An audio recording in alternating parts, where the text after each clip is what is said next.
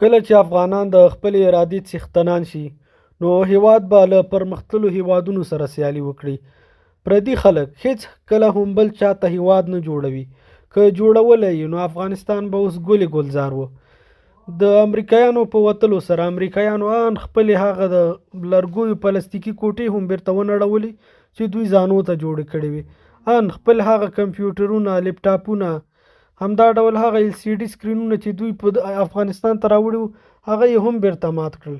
خو دا ټول هغه څه وو چې دا په ثبوت رسوي چې هیڅکله هم یو خارجي افغانستان جوړولو لپاره نه دی راغلی او نه یو خارجي تا ته هیواد جوړوي، نه یو داسې څه در زده کوي چې ته په هغې باندې بسیا شې او په آینده کې د هغې څخه استفاده وکړې.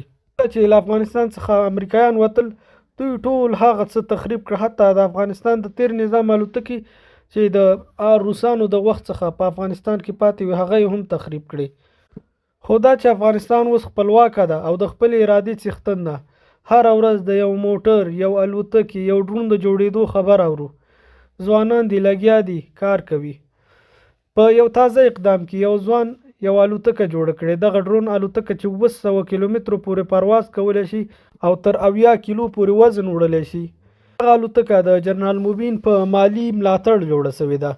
هغه پر خپل ټویټر پاڼه لیکلی دی: هغه زیری چې مې درته ویلی و دغه د افغانانو ورونو، زموږ یو افغان ورور چې غوښتل یې پرمختللې ډرون الوتکه جوړه کړي خو له مالي مشکلاتو سره مخ و. ما یې مالي ملاتړ وکړ او تشویق مو کړ. د دغې الوتکې نورې ټولې ځانګړتیاوې په یو ویډیو کې له تاسو سره شریکې کړلی شي. دغه الوتکه به څو ورځې وروسته د افغانستان ځوان وزیر دفاع مولوي محمد یعقوب مجاهد ته له انجینیر سره یو ځای ډالۍ کړم. ډیر کوشش مې وکړ چې د خپل افغان ورور په مرسته دغه ارمان پوره کړم. دغه الوتکه 80 کیلو وزن اوچتولی شي، یو بم او 2 راکټه هدف 100 په 100 کې له منځه وړي او 200 کیلومتره مزل کولی شي. تر اوسه د دغې الوتکې پوره جزئیات نه دي راوتلي او تر اوسه یې د پرواز ویډیو هم نه ده راغلی. چې د دغې الوتکې پوره جزئیات راڅرګند شو انشاءالله په اړه به یې درته پوره معلومات وړاندې کړو. الحمدلله اوس هیواد له هر پلوه امن ده.